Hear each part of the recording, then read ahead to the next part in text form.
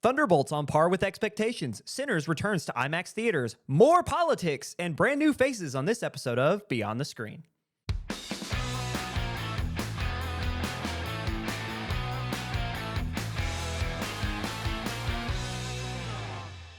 Hello, everybody, and welcome to another episode of Beyond the Screen. As always, I'm your host. My name is Ryan Gum. But who is this sitting across from me today?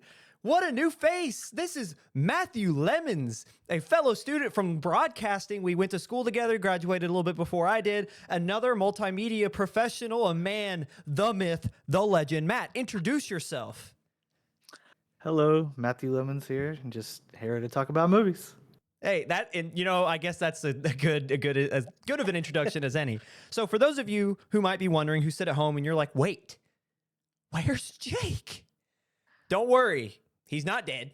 He's around. He's indisposed this evening. He had some issues with his vehicle. Life gets in the way. You guys know, you heard me complain about it for multiple weeks. I probably adding to an annoyance of me complaining about my car problems. What was that, like a month and a half ago now? So I have a lot of sympathy for Jake in this moment. But anyway, it's just kind of last minute, so I had to make an emergency call. And I was like, please, somebody, anybody, be on the pod. And Matt was like, I'll do it. I'll take one for the team. I'll sit across from you. Exactly. Hey, anytime I get a chance to talk about Sinners and Marvel, I'm all for it. And there you go. You are our first pro Marvel guest. Me and Jake, we make fun of Marvel all the time, and you're our first true just Marvel head to enter the arena and discuss film with us. But on that note, we always start the episode with one question: how are you doing? What you been up to? I'm doing well. I am just enjoying another Monday. Been building some Legos today and picking up kids and doing all the things. Oh, that's another thing to note. Not only does this man love Legos, he's old and he's a dad. So that's something else to make note, is that he's a kid at heart, but with responsibility. Unfortunately.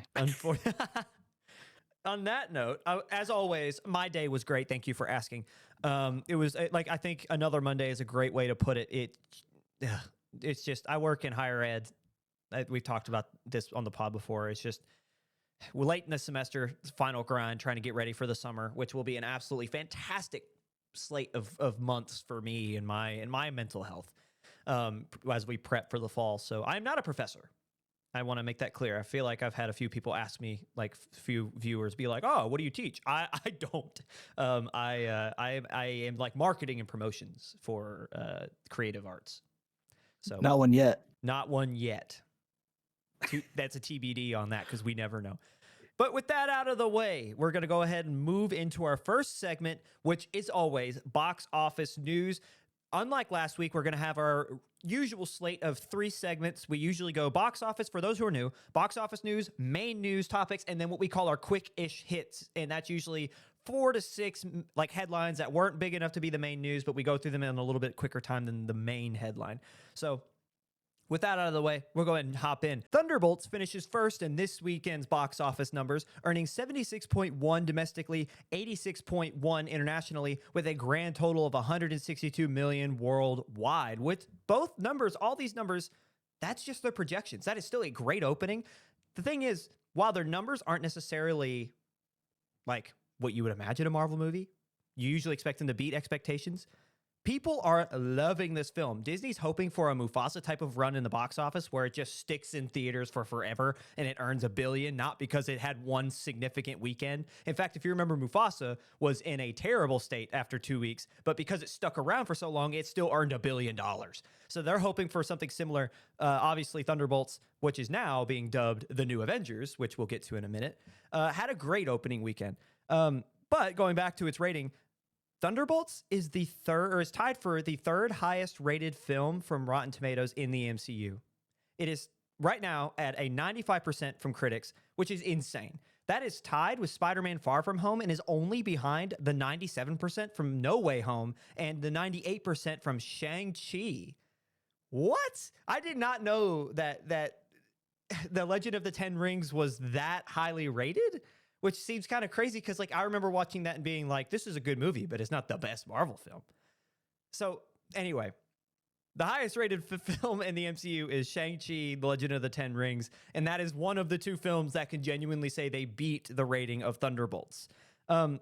Fans are also loving this film, with audiences giving the film a A- on CinemaScore, which is, again, an unreal, like, it just the fact that that many people in our day and age where people just want to be different just to be different, the fact that it's still getting a 95% from critics and an A- from just general audiences, big deal. Again, the official title is now The New Avengers. For those who don't know, the film stars Florence Pugh, Sebastian Stan, Wyatt Russell, David Arbor, and more, with an IMDb synopsis of, quote, after finding themselves ensnared in a death trap, an unconventional team of anti-heroes must embark on a dangerous mission that will force them to confront the darkest corners of their past. As of right now, again, the film has made over $160 million in one weekend. Just to produce the film, it cost $180 million. That's without marketing, so it'll probably be over 300. But it's almost at half or over half, at least, of what it has to make in one weekend with the Disney and MCU name on it. So it's probably going to jump to around 500 million or more. Of the two of us in this call, Matt, you're the only one to have seen it. So I have to know your thoughts, and I have to know if Marvel are they finally rebounding? I think they are definitely starting to rebound. I also saw the last film they had, which was Captain America, which, you know, as a Marvel fan, I can be unbiased about it and say that that movie did not it's nowhere near as good as Thunderbolts, you know, just from the way it was shot, just, you know, it doesn't have the green screen feel to it like that movie did. It just feel like all the stunts, the opening sequence is Florence Pugh falling off a building that's like, I think they said is the second tallest building in the world. Mm-hmm. Um, but yeah, and I'm not surprised that it's doing as well as it is because the some of the aspects that it focuses on, which is mental health, and you know, for the younger generation, mental health is a very important part of everybody's life, and I think it's a really cool idea that they've focused the movie about that itself. And I don't, I could see the movie making easily 6 to 800 million, maybe, and definitely has a chance for $1 billion, I think. Yeah. And the thing is I've read a lot about this film coming into this week, and the thing is that there were a couple of critiques. Mainly is that they took too long. A lot of these characters were introduced and their stories were developed or at least laid out 3 years ago. Hmm. So Yeah. that was kind of my critique as well. Like once I read that, I was like, you know, that's a really good point. But also on top of the marketing, this just felt different, right? Like the last time we saw Hmm. Bucky, he was kind of dealing with the fact that like, can he step into that leadership role? Hmm. The last time we saw a bunch of these characters, it was the idea of like, can they be a family? Can they be a group? And this answers a lot of that. And I love the idea, the fractured MCU, not in terms of timelines, but in terms of there's all these different groups, because that's how the comic books are laid out. So I love the idea Hmm. that Spider-Man's going street level. I love the idea that you have the New Avengers, which is this unconventional anti-hero group, and then you have Hmm. whatever Sam Wilson's putting together. Um, Hmm. and this is something we talked about off pod too, is what's interesting about all these different groups, specifically the Avenger level groups. They're made up of a lot of like Captain America ripoffs, really. I mean, like Hmm. not to call Sam Wilson a ripoff, because I love his character because he's still himself, right? Like he's still Falcon, Hmm. but he's just with the red, white, and blue instead of just Hmm. burgundy and silver. Um, but they're all Steve Rogers wannabes to some extent, Hmm. which is an interesting concept. It is. You know, Bucky, I always thought he should have been the next Cap. I personally liked his story arc better than Sam's, but I have enjoyed seeing where they're gonna go with Sam. Have him, he does have much more of a leadership character about him. But yeah, they all kind of have that. That I think one of the biggest critiques about this movie, and I remember a time when people were like, "Oh, this is who's going to be in the movie. Who's going to do anything? There's nobody who has any real superpowers or anything like that." Because I mean, that movie was when they announced the characters, it was ripped apart from beginning, and it's just to see everybody do a complete 360 overnight is just it's just kind of crazy. Yeah. So again, Thunderbolts wins the box office, earning a global total of 162 million, just over 162 million. So a successful first outing for the Marvel film. But again, as Disney likes to have instilled in their films, is longevity. So I'm interested to see your prediction of 600 to 800 million. That's a hefty feat, but the fact of the matter is they made almost 200 in their first weekend. How long and how over the course of time, how much will their ticket sales drop? Speaking of ticket sales drop, those that are not dropping is our second place film. Ryan Coogler's vampire epic Sinners continues an insanely hot stretch at the box office in its third week in theaters. Again, coming in second, the film earned another 33 million domestically. That brings its domestic total up to 179.7 million and its global tally to 236.7 million, which is for an original flick, for an original pick, no baseline IP, something that's super just off the cuff. Ryan Coogler made this happen. What a run. And the thing is, too, it's not just, hey, people are going out to see it. They're demanding that this stays in theaters. Before we move on to that point, from week 1 to now, we have less than a 28% drop in ticket sales. That's insane. Oh my goodness. The first week in domestic theaters, 48 million. We're at 33, and we're 3 weeks in. Unheard of. So anyway, going back to our point about audiences, they're not only wanting to go see Sinners, they're demanding that it stays in theaters, but not just in theaters, on the biggest screen as possible. So heading into this week, if you were here last week, you'll know what I'm going to refer to. Thunderbolts replaced Sinners worldwide, or at least nationwide, in most IMAX theaters. However, due to the high demand and just the absolute push from audiences, Warner Brothers agreed from May 15th to May 21st to re-release Sinners back into IMAX theaters on big screens for that week. And when they announced that, not only did they sell out, but they crashed AMC's website within hours. This is next week. We're not even to that yet. We have a week in between. So by the time we get to week 5, when this is going to hit the box office, they're going to, oh my gosh, they're going to make 500 million off this.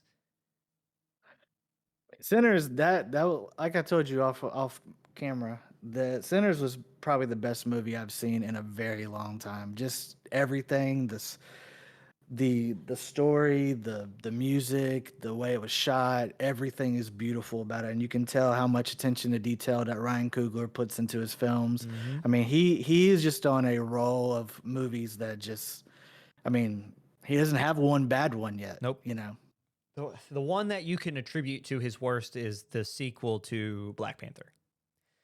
And honestly, I attribute that to more about it not having Chadwick Boseman than anything else, because that's just a hard pill to swallow. That's a hard way to go about making a movie. Mm-hmm.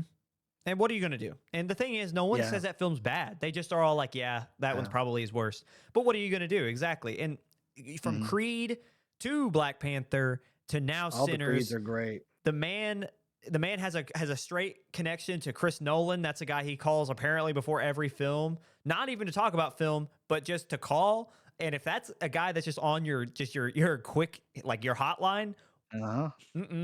So I'm excited. What a number. I'm excited to continue following Ryan Coogler. But going back to Warner Brothers allowing this film to stick around in IMAX theaters for that week, they released a statement saying audience have spoken and we listened, which is for a company absolutely struggling in almost every regard.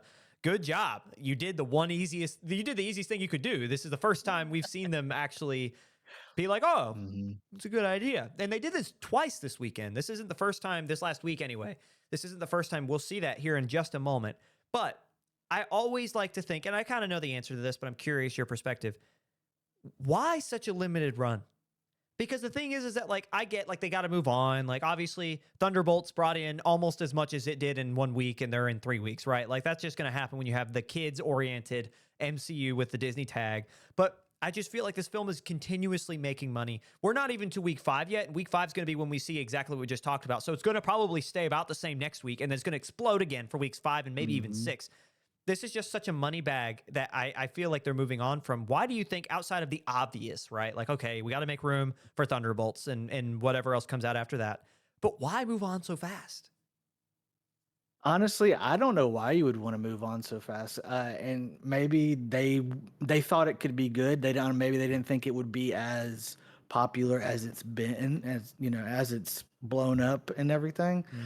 That's really the only thing that comes to mind for me is that maybe they just didn't think it would do as well as they thought as it has. Because I mean, I knew from the trailer it was going to be great, and you Yeah. know, it exceeded every expectation I had for that movie. Hmm. So, and I'm somebody who does not like. I do not seek out horror movies.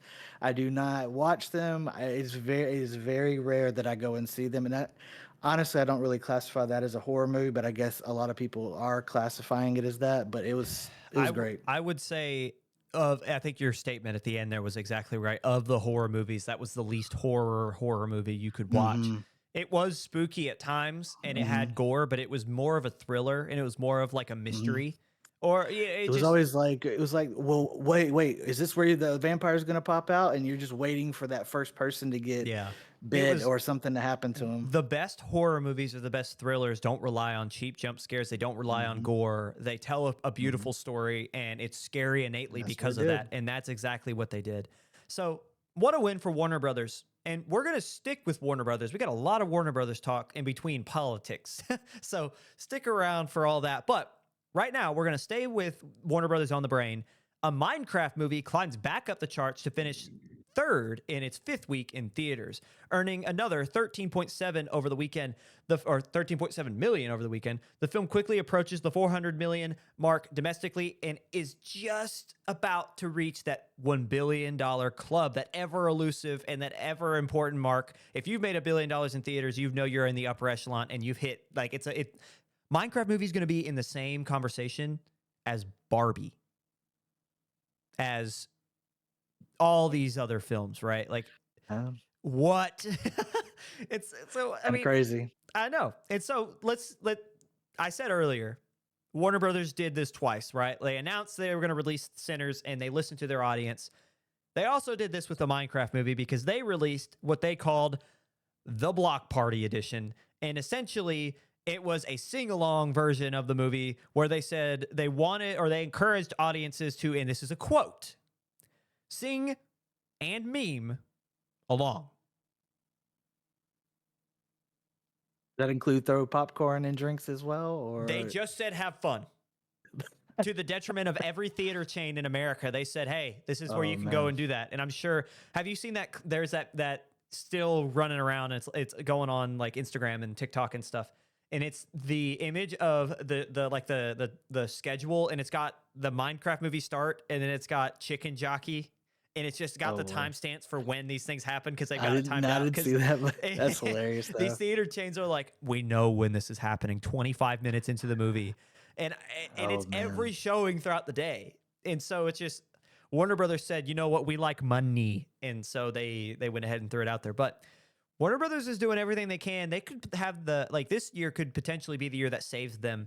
They're in deep water. We'll talk about that in segment 3. But with these two films being absolute smash hits, they could make $1.5 billion or more with these two films alone if they can keep them going on their trajectory. And then they've got Superman coming out in the summer. So if that makes another billion, they've made 2.5 billion mm, or more with 3 films in a year. And I'm sure that's not their only film this year. They're only 3 films this year. hmm So what a great HBO's going off with everything there with The Last of Us, and they've got all their shows coming out this year. So only good things thus far from David Zaslav, which is it makes it like I almost want to choke when I say that because I cannot stand that I was man. gonna say I know you do not like that I do guy. not like that man, but what a good stretch, good run for him. The man almost killed it, and now he's getting lucky. He's getting real lucky. He's walking that tightrope. He's getting real lucky. So we're gonna go ahead and wrap out the top 5 here because there's only 2 more in this, and they're not really that much to talk about. So rounding out the top 5, Amazon MGM's The Accountant 2 finished 4th after earning another 9.4 million domestically. Thus far, the action thriller has earned just over 54 million worldwide in 2 weeks in theaters, which is not bad. I'd be interested to see what they spent, but 54 million, you'd want to see them probably get closer to 100 because I know that film is probably expensive to have John Bernthal and Batflack himself. But Oh yeah, I mean, not terrible, especially when you got to consider too. There's no way they could have planned for Sinners to have been as big as it is, and they've got a Minecraft movie to deal with, and now Thunderbolts. So, all things considered, I think they're doing pretty well. That cannot be said for our 5th place entry, and that is Until Dawn. Sony Pictures video game adaptation rounds out our top 5 here and has earned a measly $3.8 million at the box office. There's a drastic fall from even 3 and 4, but especially 4 and 5. The film has earned 34.7 worldwide, which is not good. It's just, to say the least, to make it obvious, it's a very bad mark for a film that probably cost a lot of money. I know I saw that trailer and those teasers going around everywhere on my feeds, so I can only imagine how much they spent on marketing alone, and they can't even make $40 million in 2 weeks. Not good. So I almost called you Jake. That's how on script Hey, I am. I understand it. I understand. You know, that's what you used to. Matthew, what do you think about our top 5? Well, I mean, I definitely think I'm not surprised at number 1 and 2. I expected it to go that way. Through Minecraft, I knew it was still out there, but I don't think I knew it was doing as well as it still is, which it's really not that surprising. Not my cup of tea, but I know I'm a little bit older, so I didn't grow up with Minecraft like maybe you did, or some of these other people did. The Accountant 2. I never saw the first one, but the one big complaint I've seen about that movie was that they felt like it was most fans have felt like it's a little too silly compared to the first one. Apparently, the first one was more serious, so this one's more of a brother to brother kind of flick, which I don't mind that. I mean, I like John Barenthal. Until Dawn, never played the video game, and just looking at the trailer for it, I'm not surprised that it's doing as poorly as it is. I just feel like if you're gonna make a video game adaptation, it really needs to be something like a Minecraft that is like beloved by like millions of people. Yeah. And not something like that's just, oh well, some people like this. The thing is that I can understand why there was an Until Dawn movie. The problem with the Until Dawn movie is it's not a recreation of the story from the game. It's completely original and completely. So it's like, I have a problem with films like that. So like, this is kind of controversial, and I feel like I'm going to get yelled at.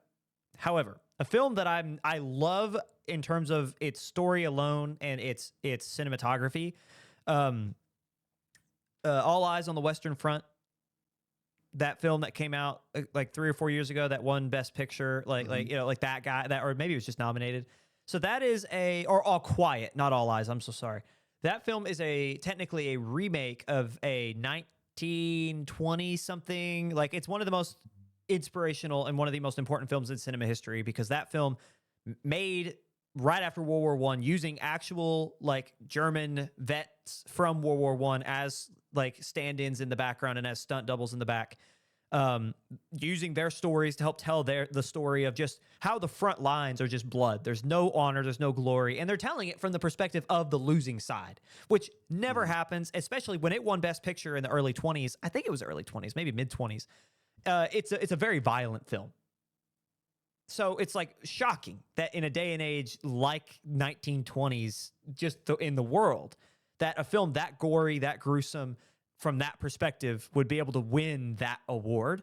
The new All Quiet on the Western Front is of the same idea. So the story it's got the same point, and it's got the same name, and it's told from German filmmakers with German actors. But after that, that's where the similarities end. The themes are the same, but the story's not. There are a lot of scenes in it that are either outright removed or completely altered to where they're almost unrecognizable. And while the story is beautiful, I feel like they chose the name almost like clickbait to get people to watch it. And I have a problem with that, because like, yes, like the thing is, All Quiet on the Western Front, the new one, has more of a stake than Until Dawn does to use the title, because at least some of the things are the same. But I was really frustrated by it, because I was like, no, but this isn't that story. Like, it's the same idea, but it's not that story. A lot of the most impactful moments were just removed or changed to where you couldn't even recognize it. So it bothered me a lot. And I think Until Dawn, I would have the same problem. And so if I think it's falling and flailing for good reason, because if you're going to use the title, at least use the story. Mhm. It's okay to 'Cause you change. It's okay to alter original material, but it's not okay to just ignore it and use the same title. kind of like what they're doing with The Last of Us, where you keep the story the same, make minor changes, where you can improve it and make it better, Like, that kind of it's thing. the I'm all same. for that. Yeah. hmm So yeah, and the thing is, and as The Last of Us creators know, um, when you make a video game adaptation, you're gonna know if you did well or if you did not do well, because the people who put all the hours in to play that game, they are gonna let you know what they really think about it. Yeah. So, with that out of the way, we're going to finish off. I have just a few different points to make here. So, other news from the box office, two films that are interesting. Nicolas Cage starring The Surfer entered the box office, finished just outside the top 10, earning, let me see, I have it right here, earning 6,700, or yeah, 600,074. I cannot read. Just under a million. I'm so sorry. I'm not going to be able to read that. I know how to read numbers. I'm just tired. Just under $1 million in his first weekend, which, man, just outside the top 10, can't even earn $1 million. And then we have Alec Mm. Baldwin's Rust, which earned $25,000. Ooh, That that film Rust, finished the one, the 27th. Yes. oh, I didn't realize that was that one. Okay. Yeah, I saw the preview for Nick Cage's The Surfer. It looks It looked interesting. it looks interesting, very Nick Cage, a Yeah. typical Nick Cage kind of movie. So I mean, The number was I'd give it a watch. 674,000, by the way. I could not read that number for whatever reason. It made just under $1 million. But yeah, I think those are interesting. I've seen a lot of praise for The Surfer, unlike Rust, which I think was cursed from the beginning. I mean, it's Unfortunately, to finish off. Yeah, that's we got to be really kind of like the kick in the butt right there. You not only does all the stuff off camera happen, but then you don't make a great deal of money on top of all that. Just makes it not even all that worth it almost. I don't even know if I want to see it. You know what I mean? Yeah. I don't hmm know. It's just I just kind of feel like before I might have had a different perspective, but now I don't know. It's just like now that I see it and hmm it's just out. I don't know. I feel like it's fine to show in festivals to honor the DP.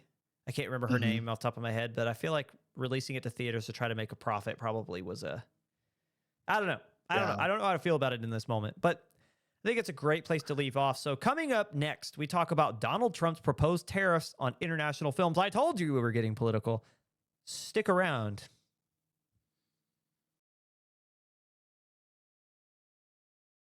Hello, everybody, and welcome back to Beyond the Screen. As always, again, I'm your host, and I'm joined today by Matthew Lemons. If you're here and you haven't watched segment one, how'd you get here?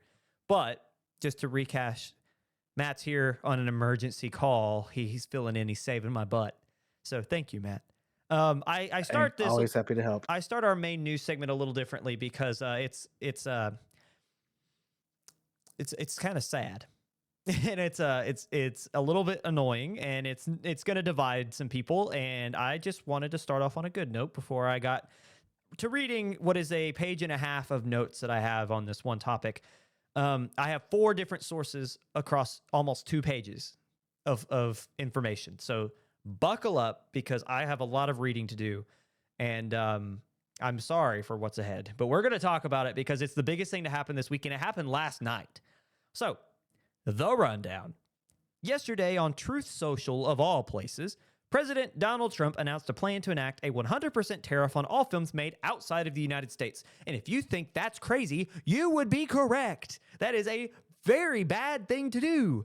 Anyway, we'll continue. So the Post, the notorious Post, I know there's a lot of them, but it states from Donald Trump, quote, "The movie industry in America is dying in all caps, a very fast death. Other countries are offering all sorts of incentives to draw our filmmakers and studios away from the United States. Hollywood and many other areas within the USA are being devastated. This is a concerted effort by other nations and therefore a national security threat." This comes less than a month after China threatened to reduce, and I put that in air quotes, to reduce, or that's because it's a quote, not because I'm being sarcastic. Hollywood films being imported in response to the broader tariff movement. So yeah, this looks like that killed any hope of trying to rectify a Chinese box office and film deal between America and that country in terms of films and exchanging IPs. So if you can imagine, every news outlet and their mom has covered this story and spoken to an unimaginable amount of people. CNN, and I know we're starting with CNN, but please forgive me, it's the first article that popped up, and I went through a ton of them.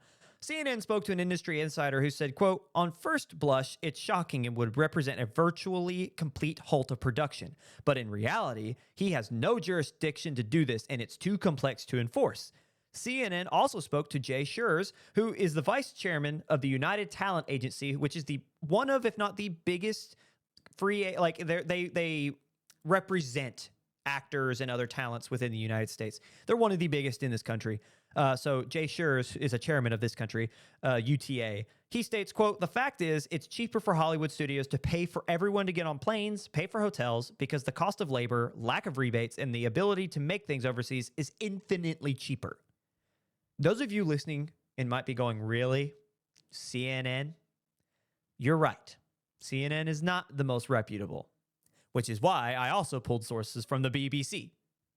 So they did a great job in their article, which I can have linked in the show description. They broke down just how confusing this tariff is on its value because it's so vague. There's no description. There's no real definition for what is a international film being tariffed. So they ask questions such as, what about whether the tariffs would also apply, also apply to American film companies producing films abroad? They also make a point about like, is this just international films, like production companies? So they have a lot of questions here. If this is about the former, if this is about any films made overseas, that would impact, let's say they go retroactively. We go backwards. Last year, American films made abroad was Gladiator 2, Deadpool and Wolverine, and Wicked. All filmed overseas. All, if this is applied retroactively, if they go to these production companies and say, hey, you got to pay this tax now, all those film companies have to pay, I think the majority of those were Warner Brothers, they would have to pay, Warner Brothers and Disney, a tax, a 100% tax, if that is applied to films, to companies filming overseas, not just international film companies. So another point that they made is we also don't know yet if these tariffs would be applied, as I just said, retroactively. So if these points are to be taken seriously, major American productions are in serious jeopardy.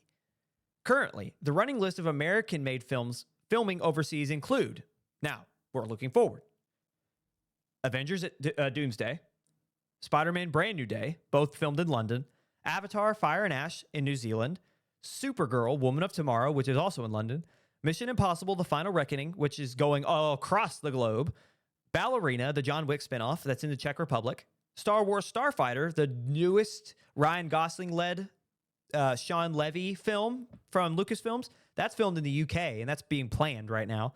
And that's everywhere. That's like the first 5 or 6 quick films of like the blockbuster type that are American films that will bring a lot of money into American cinemas, into the American economy, being filmed overseas, that this would, in theory, impact if it's to the scope that this man says.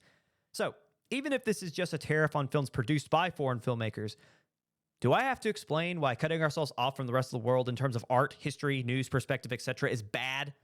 And if you don't agree with that, you need to change your perspective and you need to get educated, because if you liked Parasite, if you liked Mickey 17, both those films are produced and directed by Bong Joon-ho, who is not American.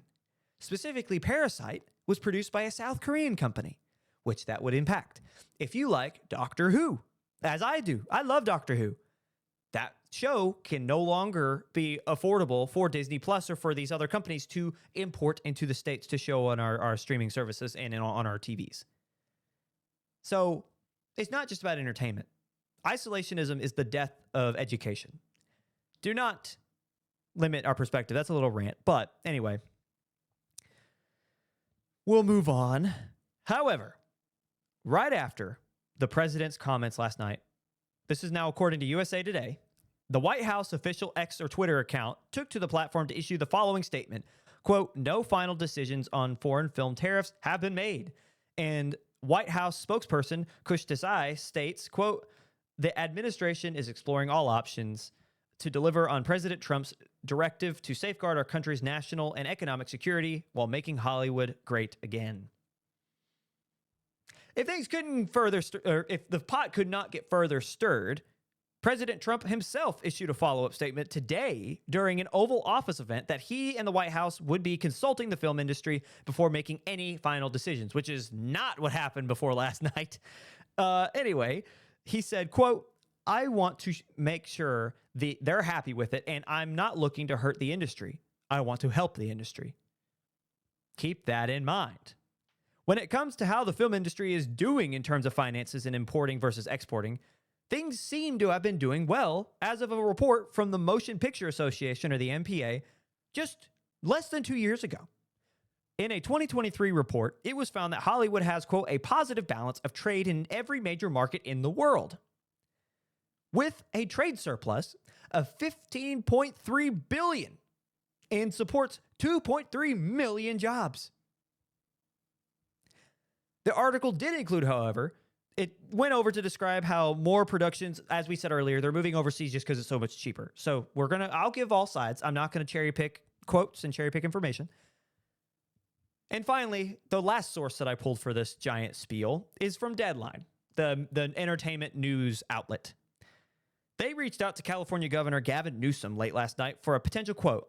While he is yet to respond personally to the entertainment news outlet, his senior advisor for communications, Bob Saladeh, did give a statement in direct response to Trump's claims that other countries trying to lure in American productions are, quote, a concerted effort by other nations and therefore a national security threat. So he took that specific quote and he responded to it. So not Gavin Newsom, but his senior communications guy, Bob Saladeh.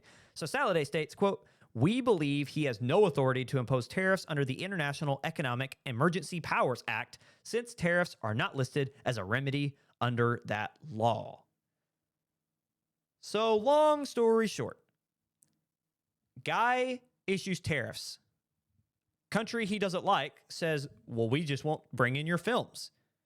Guy says, actually, I don't like any films not made in America. We'll tariff all of them, without giving information on whether or not that's films made by Americans in other countries or if it's just made by other countries. Then had he and his staff walk it back the next day, then saying, oh, actually, we'll consult Hollywood and we'll get their input and I'm just trying to help. On top of everyone is saying this guy doesn't have the power to do this. So and he said, I'm going to sign an executive order. But an executive order is almost a suggestion to certain extents, especially to things that the executive branch has no authority over. So, like, i.e., signing an executive order to kill the Department of Education. The Department of Education is housed under Congress, which the executive branch does not have control over. So, he can't, that's more of a suggestion. Same thing here. He's saying, I'm going to sign an executive order putting 100% tariff. Can he even enforce it because it's too large of a request? That is a question that a lot of people are asking with no definitive answers, and that a lot of experts, industry experts, government experts are saying, I don't think that's possible. So with that in mind, and I've been rambling for 10 minutes, Matt, I'm almost scared to ask you your opinions because you are probably the most, I'm not going to say radical, but you're the most like in one direction of all the guests we've had on so far. Yeah. So yeah, I'm definitely very against this. I know he says that I know he says he wants to help, but this, I mean, okay, let's say for an example, he is able to do this. This is going to hurt everyone involved with the movies, everyone who wants to see the movies, because as much as he wants everything to be about America, to tell the stories that people want to tell, it's not all about America. If you're telling a story that's in another country, you want to make it as real as possible. Like you said, it's cheaper. I know Australia is another country that a lot of movies get filmed too because of In New Zealand, the benefit. Yeah, that too. Like just think Game of Thrones. Just think if this had happened when Game of Thrones was going on, the entire world would have a meltdown. You know, two of the biggest trilogies to have ever been made ever are The Lord of the Rings and The Hobbit, Yep. And they're all both in New filmed in New Zealand. Zealand. All Yeah. 6 of them. And I mean, I'm telling you, you think people have had a meltdown now, but you put a tariff on Avengers Doomsday, and you are going to see riots like you've never seen before. So it's going to be bad. I just don't see any positive about this. Is because my thing is I understand, you want to put tariffs on some things, but at what point, where does it stop? Because like you said, the isolationism, we can't. There's no possibility where that ends great for us. We need people just like they need us, and you got to meet them in the middle. Is kind of where my mindset goes. Yeah, and so I have kind of like, and I understand my perspective is a little different. Like I work in higher education, like Mhm. I've been through college, and and so have you, and so have a lot of people, and even people who disagree with my points. But I guess the point is that like I have lived a life where I have been privileged to get different perspectives, right? Like I know people from all walks of life. I have family who Mhm. believe one thing, and I have some of my closest friends who believe the exact opposite. And because of my perspective, I've been able to see things from all sides and understand and really have an opinion that's my own, which I value very highly. Like if there's one thing I give myself credit for, it's that I feel like I feel like I can see things objectively, which is why like I say these things and I get so frustrated. If anyone knows anything, one of the most frustrated I've been on this show was discussing previous things happening in from our current political regime towards the Department of Education. And I think this is just an extension of that, because if you want to control a society, you limit education and you limit art, because art and Mhm. that ability to express, and the ability to express elegantly, and the ability to express Mhm. clearly, those are things that's how you have independence. That's how you challenge. That is how you Mhm. continue to grow, and to limit these things, to cut off different perspectives, to cut off the outside, to limit education inside. That's how you control.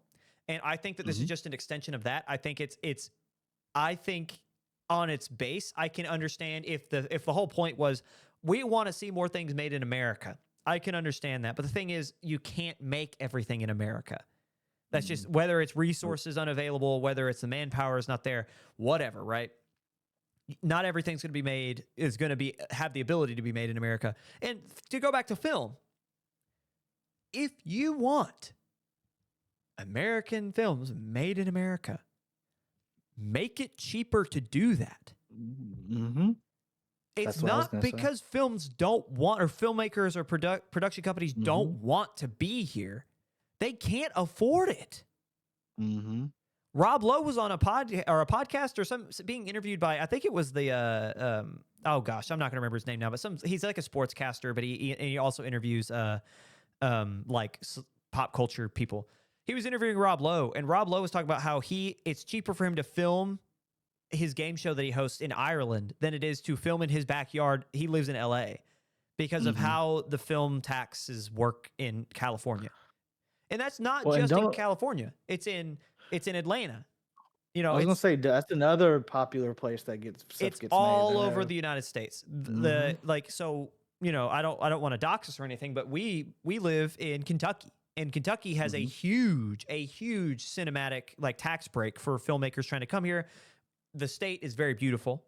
The state is very ornate. You have everything from cityscapes to what looks like a rainforest to just country hillbilly flatlands and Mhm. hills and mountains. There's no setting except for maybe a desert. And I'm sure if you frame certain dry spots correctly, it would probably look like a desert. Probably. So it's like, Mhm. you have every like biome and genome that you could ever want for a backdrop and for a film setting. Old, new, city, country, dry, wet. Like you could have it here. The thing is that the infrastructure is not here. I was just having a conversation with a buddy of mine who's a filmmaker. Is like people want to come here. There's no infrastructure, which is Mhm. another thing. Like if you want people to be here, tax breaks, tax incentives, what other places are doing, but also do what you can to build that infrastructure from the federal level. If you like, Mhm. I can understand wanting to have these things happening economically in the states. However, I think this is more than that. to start, and two, I don't think there's actually any incentive to make that happen outside of, hey, we'll tax it. I feel like if you really wanted this to happen, you would do what the governor of Kentucky's doing and actually trying to make it like financially viable for these companies to come in. Like I have so many opinions on this, and it hurts my heart. I work as marketing for creative arts at a public university. I don't know what perspective you thought I was going to give other than this one, but it's just, I don't know. It is so frustrating. It is so devastating. Just think about all the movies you talked about last year that were filmed overseas, and how much money those movies made. How much money would be missed out on that right there. Yep. Just between, what was it? You said Deadpool, Wolverine, Gladiator 2, and those Wicked. were film overseas. So those three alone. The Brutalist was made by who? It was A24 in Focus Features, but was that one made overseas? I mean, I would assume so. I know it was. I think it was. The Brutalist, I know Amelia Perez was. These are all Oscar nominees. On top of the more financially viable ones we've already talked about, whether they were made by foreign filmmakers or whether they were made overseas. Yeah. And I'm telling you right now, Avengers Doomsday and Spider-Man Brand New Day are easily going to make possibly at least 1.5 billion, maybe 2. We're talking about they could make $1 billion each. Yes. Yeah. Easily. Yeah. So I think Doomsday for sure. Spider-Man, depending on how they go about Not that. Not sponsored, by the way. Yeah. Sorry. I just realized it was visible. No. But I hope somebody, some of these executives at some of these bigger companies, maybe Disney, maybe Warner Brothers, somebody can go over there and get through to him and like, look, you're going to do more damage than you are good. We get where you're coming from, and I get it. You don't want America to get left in the dust, but we also can't neglect all these other places. Like, oh, come and film. Like, what is the incentive for somebody from another country to come in and film their movie here? If you want something like that, you have to provide something for them too. You can't demand it all be for you and that's it. So no, I completely agree. And we could sit here and beat a dead horse, but we're almost 50 minutes in. Sure. I want to give people reprieve from political talk, so we're about to move on. But it's just I know I come on here and I want this to be a safe space for everybody. Like, if you like movies, it doesn't matter where you come from. You're gonna like, you can like movies and you can like the arts, and you could be on either side of the spectrum in terms of political. So I don't want this to come across as being like, if you believe in this guy or you believe the messaging. Because thing is, again, from my perspective, I get it. Like, you wanted something different. This is a guy who applied more effort to your values, and you just didn't feel like you felt like things were bad, and you didn't feel like the other party was talking to you. I get it. So it's like, to an extent, I don't judge. I do think that there were things that were warned that are now happening, that whatever, but I get it, and so I don't want this to come across as like you're wrong for voting for that guy, because the thing is, you can't. My something that my family always lives by is like, you can't change the past. So it's like, you can only move forward. We now have to fight for this because higher education, perspective, the arts, creativity, that's all under attack. So yeah, that's where I'll leave it off. So if you guys like your movies, I know this is a film podcast, so to watch this here, you have to somewhat enjoy them. Especially if you're almost an hour into like our 17th to no, this is like our 25th straight episode.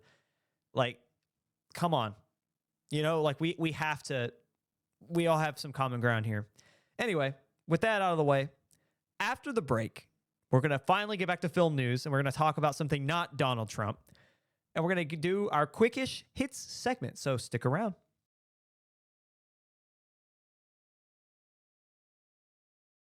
Hello, everybody, and welcome back to Beyond the Screen. You've made it to segment 3, our quickish hits.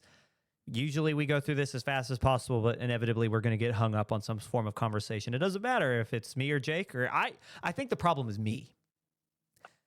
I've decided, and I will admit at my faults. I am a That's the talker. first stage. I'm a talker, and I will babble. But with that out of the way, we always start this segment by thanking you. Thanking you guys for being here, because again, we're 50 minutes in. We'll be over an hour. And the fact that you've listened thus far, the fact that you've put up with politics and our discussions, the fact that you listen to our bad takes, if you think of it that way, and just our off-topic nonsense, it means the world. And so just thank you so much for being here. And I'll extend this to you, Matt. Thank you for being here, because I called you about 30 minutes before we started recording to say, please be on the pod. Hey, it's a pleasure to be here. I've enjoyed talking. I know some of it's been good, some of it's been bad, but I've had fun either way. Yeah, man, and you've been awesome, and so thank you so much for being here. And Jake, hopefully your truck does better soon, because I missed you on here. And Matt, we got to have you come back as a guest when Jake's on, because we'll have fun conversation. I would love to. Yeah, I would love to. So, but anyway, thank you guys again. And if you like what you hear, give us a thumbs up. Hit the like button, do your thing, subscribe, follow, share, especially tell people about us. Big changes are coming. We're going to try to expand the show in as many ways as possible, including a new look. These will be slow things that will be trial and error. But if you've liked what you've seen so far, just wait till we can start really growing this thing, because I think that I think we got some fun stuff coming up. But with that out of the way, we'll go ahead and hop into our quickest hits. We'll start off with DC. We talked earlier, and I mentioned, hey, Warner Bros. Might be in some trouble, or they could have the biggest year ever, because they've already made, essentially, between their two releases currently, over $1 billion, closer to $1.5 billion. They've made a ton of money. If Superman can hit, they will be making a ton of money, especially. And that could be the thing that saves them in the long run. And we'll get to that here in a second. But first, I want to talk about Clayface, the body horror film from Mike Flanagan that will officially take place in James Gunn DCU, begins filming in October, which is exciting. But backing up a little bit, going back to our Superman talk, according to Screen Rant, Superman needs to succeed. DC needs to succeed in order to save Warner Brothers, lest Warner Brothers goes, quote, the way of Fox. That's where we're at with David Zaslav and Warner Brothers Discovery. They're closer to being Warner Brothers Studios owned by Disney than they are being Warner Brothers Discovery ran by David Zaslav. So, in a quote to Screen Rant, a vet from Warner Brothers talking about Superman in this summer's release says, quote, an essential element of the stock price is believing that the IP of DC is meaningful. David bet big that they can show the world that the DC IP can have real value. Superman is the first movie. That will set the tone. They have a tremendous amount riding on it. So, Matt, with that in mind, with that comment, with a lot of industry experts, and according to this, they didn't name him. It was I would probably not want to be named either. But anonymously, this guy, a Warner Brothers vet within the organization, talked to Screen Rant and said, dude, we're bad shape and we're riding on this. They've had successes, Sinners, a Minecraft movie, and now all they're riding on is Superman. Kind of give me your thoughts. I think it's I wouldn't say similar, but back when Marvel was kind of on the edge and the Iron Man came out, everything was riding on Iron Man, and the success of Iron Man propelled them to where they are currently. I think if this Superman movie is done right, which I mean, the trailers that I've seen, it looks beautiful. I trust James Gunn. He does great job with his movies.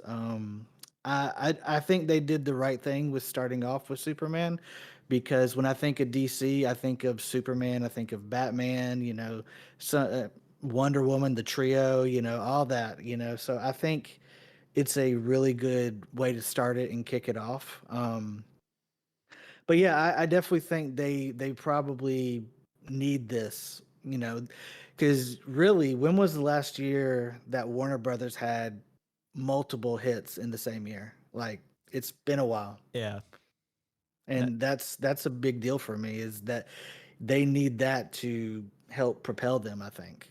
So as many L's as they've taken under Zaslav and everything else, yeah.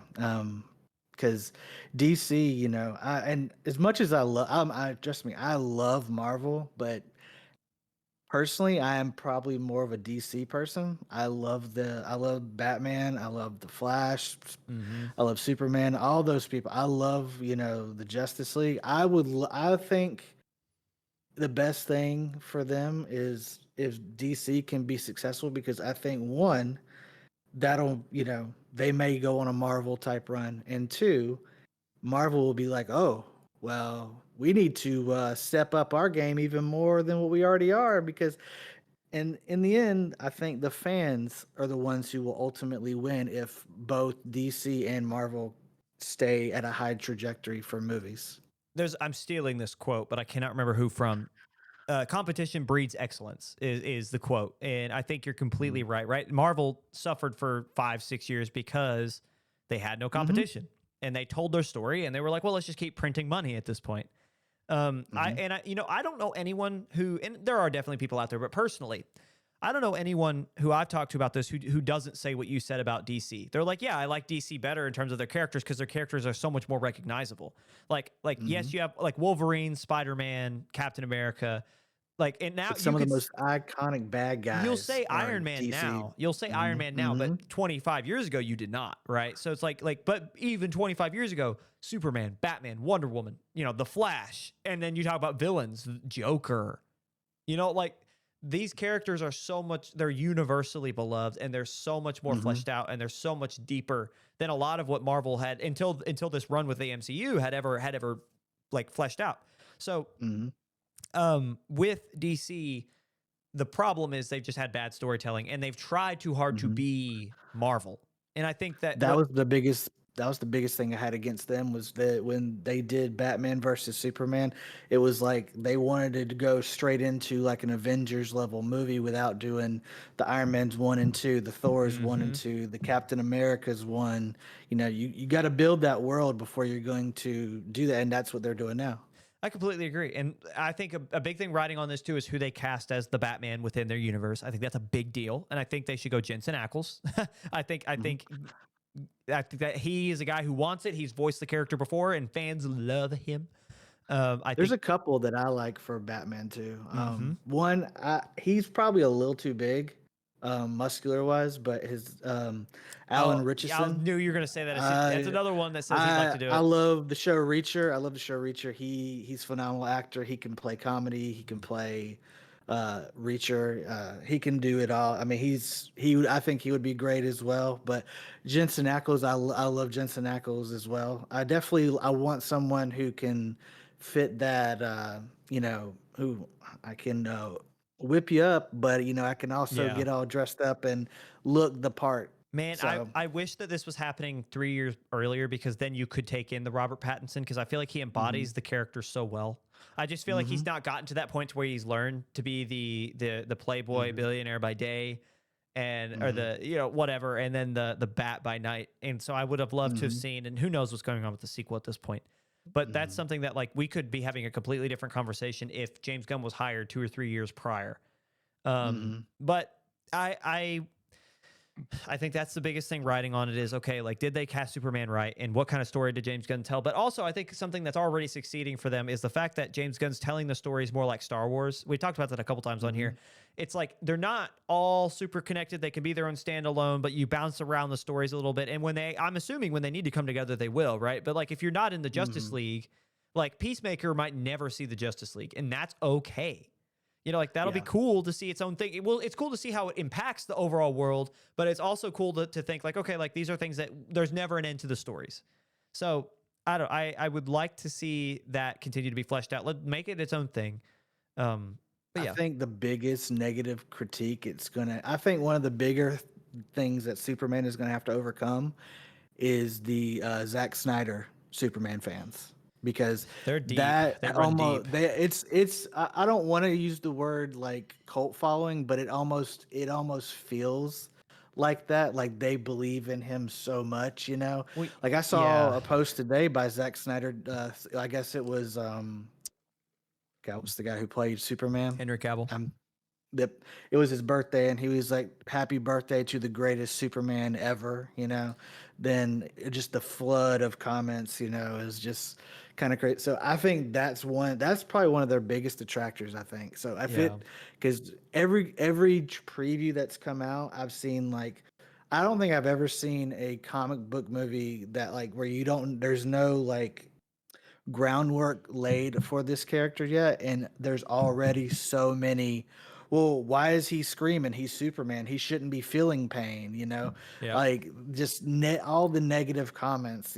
Just trying to rip it apart. Doesn't in the comic books when he feels the sunlight Well, directed, doesn't he the feel part, pain? yeah, Yeah. and that's what it was. It was the shot where the robots are holding him down, and he's got the sun. What they don't say in the comment is he's got like multiple fractured ribs, all these bones. So he's being healed, and when They're you're being snapping healed, back it's into gonna place. you're Yeah. snapping back. It's gonna be painful. So it Yeah. makes sense to me. No. And the And Guy Gardner thing too. That was another. I think I've heard Jake mention it before too about Guy he Gardner. thinks he looks It so is a dumb. goofy hate.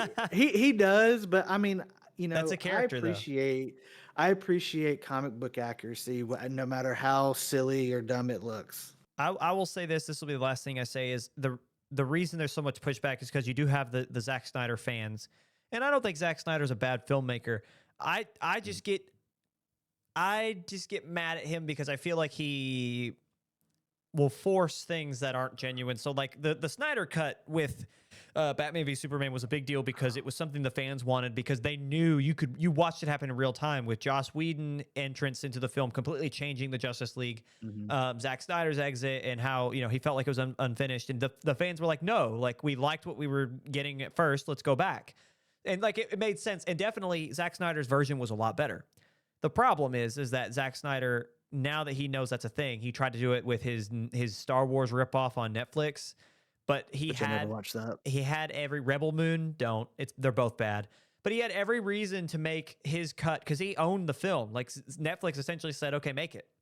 And he released a film. It was panned. Nobody liked it. And then he said, well, if I get enough retweets, I'll release the director's cut. And it's like, Zach, why are you not releasing the director's cut to begin with? Before all that, I would have called Zack Snyder the present day Christopher Nolan, who makes good films, but he has like a trope that's annoying. So it's like Chris Nolan, or not Chris Nolan, sorry. I mean, Michael Bay. I don't know why I said Chris Nolan. Oh, that actually checks. Michael Bay. So sorry, I'll rephrase that. I will say Zack Snyder is the present day Michael Bay, not Chris Nolan, to where he has tropes that are annoying, but that like he makes good slow motion. Yeah. The slow motion for Zack Snyder is Michael Bay's explosions, right? Like they're unnecessary. 100%. Like they're coming from a mile away. They're unnecessary. But like formerly, before Rebel Moon, you're like, okay, like it's still a good movie. It's fine. Like, but then he released Rebel Moon, and then he was like, if you give me enough retweets,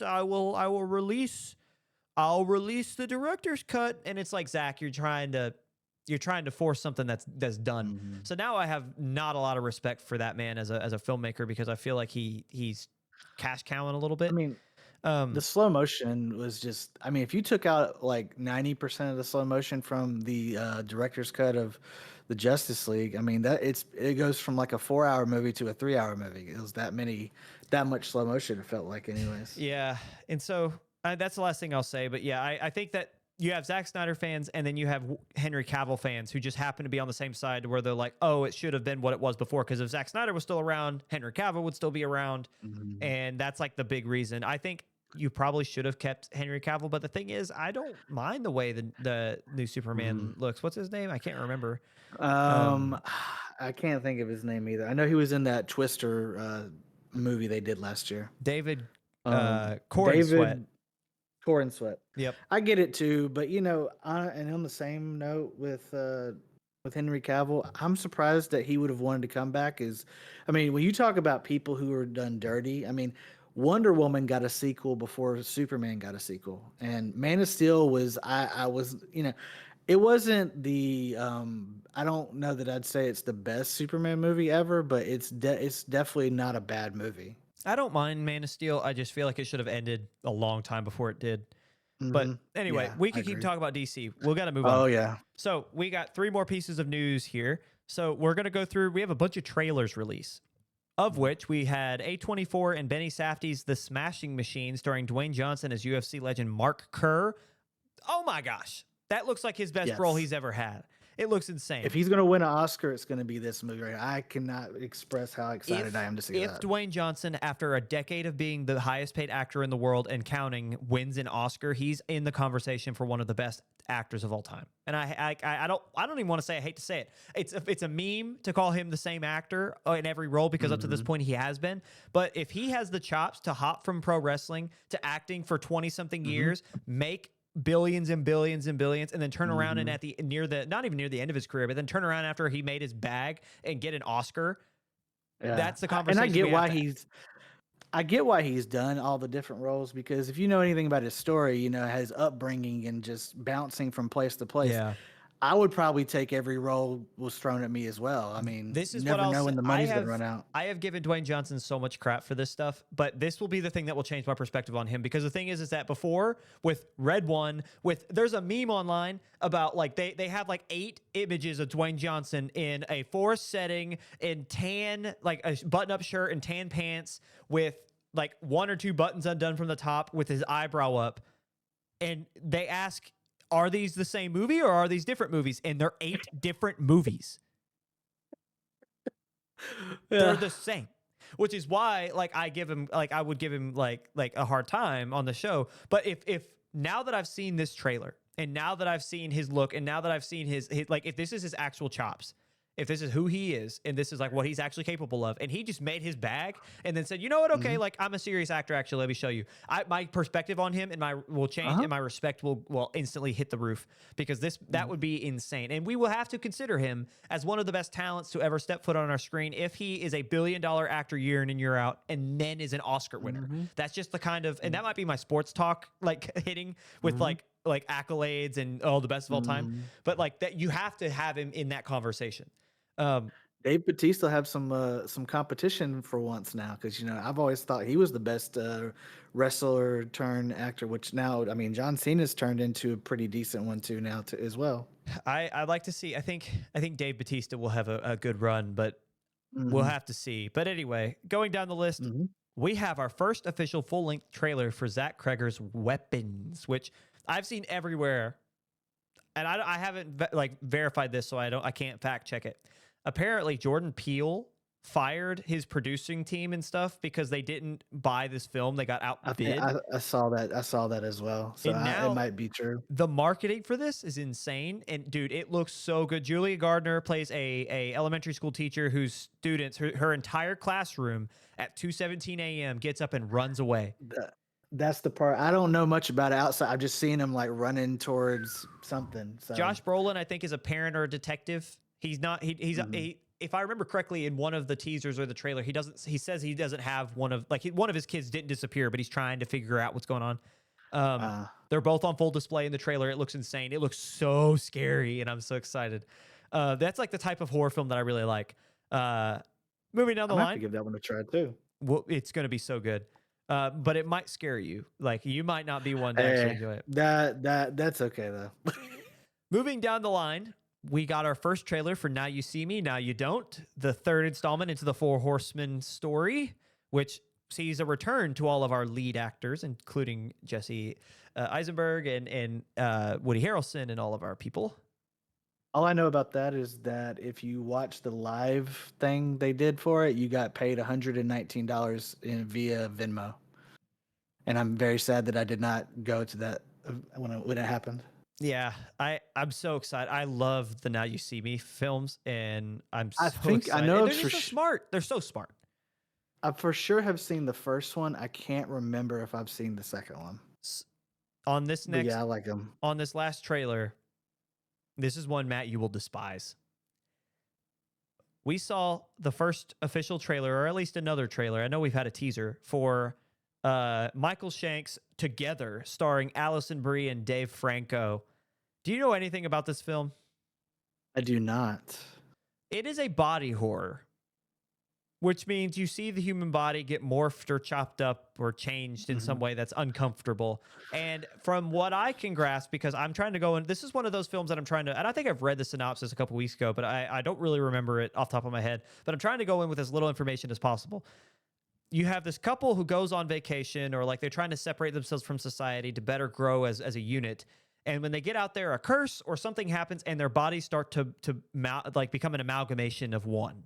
And on the trailer, and on the I guess it's more like the thumbnail, you see their eyelashes start to get intertwined as they like I'm get looking at it pulled right together. now. Yeah. And ooh, it makes me like want to go, like it makes me want to cringe up. But I bet it's so good.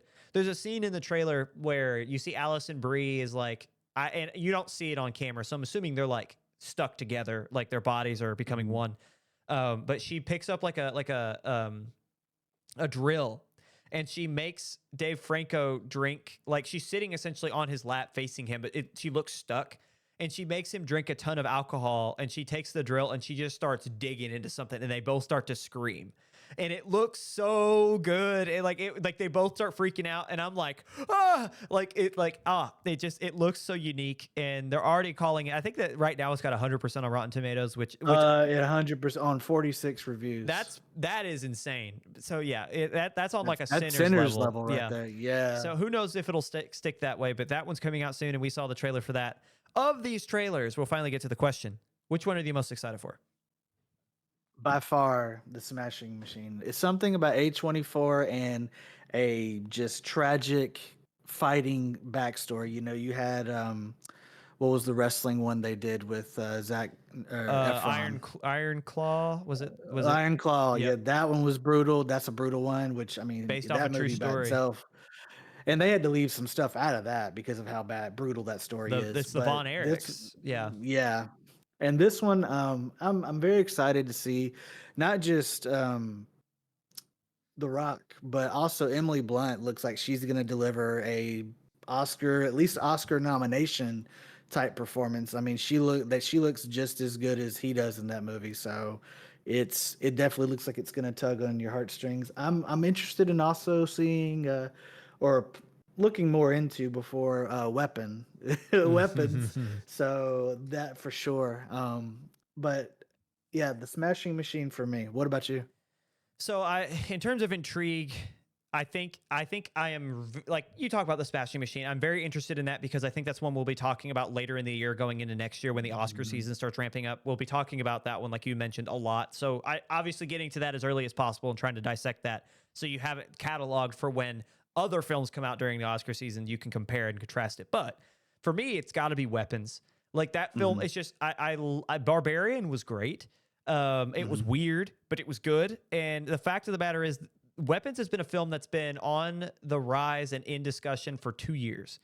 And then when they pop out this expert masterclass in marketing, and you see just from their trailer, you see how Julia Gardner and Josh Brolin are, they're giving like an Oscar-worthy performance, even if this isn't an Oscar like nominated film. I am so excited for this sequel. I love we talked last week. If you get spooky marketing, like I was in theaters for Longlegs on opening weekend because their marketing was so good, even though it was kind of a disappointing film. Was it good? Sure. But it's like Cuckoo did the same thing for me last year. That's one no one ever talks about. No one will ever talk about again is another, that was a Focus Feature or a Neon. I think it was Neon. The marketing for that was really good, and it turned out to be a disappointment. So this definitely feels like it's fitting in that realm of like, oh, these are great marketing. Like I want it to be good. But the difference is that Jordan Peele fought for this one. Barbarian was fantastic. And it's just so why 217? Like I have so many questions, and just that trailer, there are kids jumping out of windows with their mouths open, sprinting towards Julia Gardner. If Jordan Peele fired somebody because they weren't able to get this, I think that should tell you everything you need to know about the movie right there. I'm so excited. Jordan Peele he knows a good story when he sees one. Yeah, I am beyond thrilled. And so I would say I'm probably the most excited for Weapons, but Together is very intriguing. And how can you not say you're not excited for Now You See Me, Now You Don't? Like it's just all four of these films are fantastic. But like I think of them, I think I'm the most excited for Weapons, and then obviously the Smashing Machine has my intrigue at the highest. But then I'll be watching all of them. But that would probably be what I would do. we're going to go ahead and move on because we got 2 more pieces of news to talk about, not a lot of time. Jurassic World Rebirth. There's a lot of discussion surrounding the big bad in this one. So let's go ahead and go over the entire thing. So while we might have already seen the first trailer for the upcoming installment into the Jurassic World franchise, director Gareth Edwards gave more insight into one of the most unique additions to the dinosaur lore, and I say that with air quotes, within the universe of the film. What we know now for sure is the narrative will follow Scarlett Johansson's Zora Bennett, Jonathan Bailey's Henry Loomis, and Marshala Ali's Duncan Kincaid as they are sent to collect DNA samples for whatever reason. They are sent to collect. This is always happening. I feel like the funniest parts of the Jurassic film franchise is that there's never a good reason. It's always just let's do it, and then they get into all sorts of trouble. Anyway, it is during this trailer, which lays out this story, that we see a new kind of creature. Looking into a bright red and cloudy glow, a mist, just kind of a haze, we see what looks like a T-Rex, but with a bulbous round head, narrow jaw, and extremely wide body. In an interview with Empire, Edwards described what went into the design of what is now being dubbed the Distortus Rex or D-Rex. Quote, it's kind of like the T-Rex when designed by H.R. Geiger, and then that whole thing had sex with a Rancor. If you know anything about what a Rancor looks like from Star Wars lore, they're terrifying and they're massive.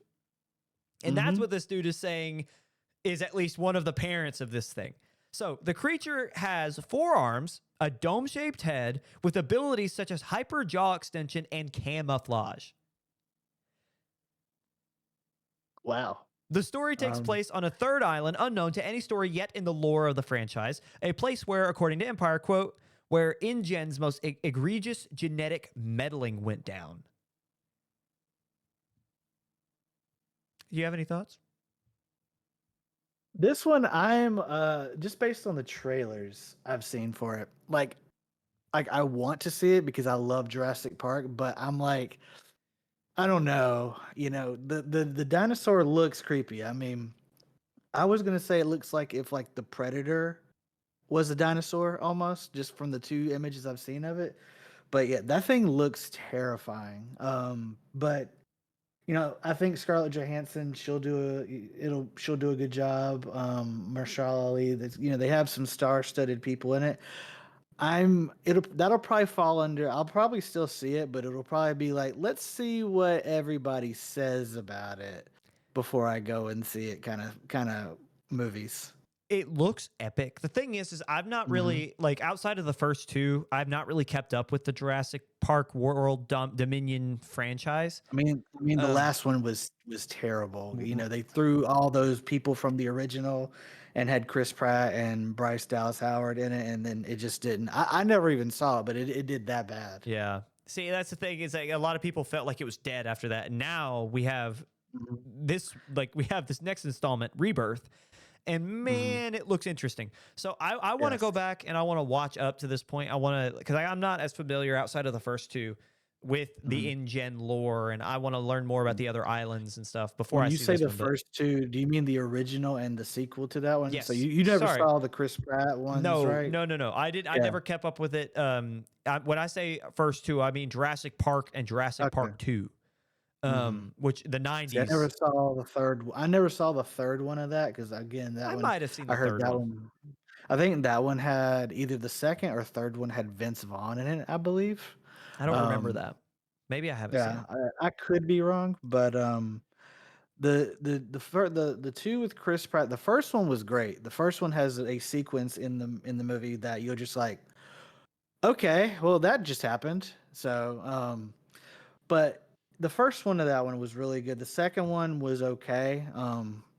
You know, I just always feel like Jurassic Park, like the first one always can be good, but once we start getting into a sequel, you know, a trilogy, it's really hard to make something like that interesting for 3 movies. Yeah. Essentially becomes the same thing. And on that note, I think it's a good point to get to our final news topic as we're an hour and 20 in. We're rapidly approaching our 90-minute mark. Adam Pearson, who comes from A Different Man, stars in A Different Man of opposite of Sebastian Stan this past year, is set to play Joseph Merrick in the next Elephant Man adaptation. While the film shares the same name and same title character as David Lynch's film of the same name, this is not a remake of the 1980 film. Instead, the film is an adaptation of Bernard Pomerantz's Tony Award-winning stage play, The Elephant Man. So there's a distinction. All three will share the same name. However, not only the same name, the same title characters and everything, but they're not the same story. So, moving on from that, this is the first film adaptation of the original stage play, with the script having been written by Pomerantz's son, Moby, which is such a sweet thing. I think that's so nice. The original play follows a story of, quote, in 1880s London, John Merrick is a horribly deformed young man, a victim of rare skin and bone diseases. Under the care of celebrated physician Frederick Treves, Merrick slowly evolves from an object of pity to an urbane gentleman, desperate to be recognized as a man like any other. And that's from Concord Theatricals, is where that description comes from. The story is also told through Dr. Treves' diary entries. So we get this interesting story from the doctor's perspective as he's treating this man with this inoperable disfigurement. And I don't know if you know anything about Adam Pearson, but he has like a face disfigurement, and that was like a big part of his original. I clicked on the link here. I've seen his face before. I never saw the A Different Man movie, but I'd seen Sebastian Stan talk about it and it's beautiful. Everything. Yeah. He's a beautiful talent, and it's really amazing Yeah. to see him, like his talent and his personality. Like, because the thing is that even in today's time, when you have I don't even want to call it a disfigurement because it's his face. You know, like it's wrong in my mind. It's wrong to call it that. Like that's who, like it's him. That's just who he is. Yeah. But like people will see his face and they will turn away. And the fact that he has that his star power and his personality and just who he is and his just raw talent shine through, and he's here, just like it warms my heart to no extent. So I hate to the opposite end of this. I hate that his next film after A Different Man is Elephant Man, because I feel like that's he's immediately typecast. Like now that he's played one character who's trying to like overcome his real life. Now he will only play that, and it's tough because it's like I can already see creators be like, well, how else do you cast him? And so it's like I would love to see him just be an actor, like, you know, like not based upon things that he can't control. But it is very, like, I'm excited for this because A Different Man is just a beautiful film, and I'm excited to see exactly what happens with The Elephant Man, especially as like an original like take from the original story and not just a David Lynch remake. So yeah, what do you think? Well, I don't know a lot about Elephant Man, but it sounds like it could be something that, you know, has some potential to be really good. And I do want to check out A Different Man because I've never seen. You said Joseph Merrick is his name? Well, Joseph Merrick is the character that Adam Pearson will be playing. Adam Pearson is the guy. So I haven't seen anything he's done, but I've seen you're not the first person to say that he's a phenomenal talent. So I trust that he will do a great job in this, and it's definitely something I'm going to keep an eye on. And on that note, that is the end of our long, expansive, almost 6-page list of news items, and I'm done reading for the night. So as always, I open the floor. Matt, anything you want to leave our beautiful people with? Thank you for having me here. It's been fun to chat about the movies and the things we love to talk about. Just happy to be here and look forward to the next time. How sweet. How sweet. That's so much more humble than Jake. Jake will usually just spout off like, don't go to random islands with dinosaurs. And then it's like, okay, thanks, Grant. Thanks. Don't invite in random Irish people to your bar. Yeah. Especially if they're speaking in sync with two other people behind them with the banjo and it's weird. Yeah, yes, don't do that. Yes. I'll leave you with again another thank you. It just I'll see you next week. Thank you for sticking around, and we'll do this again next Monday. So see you guys. All right.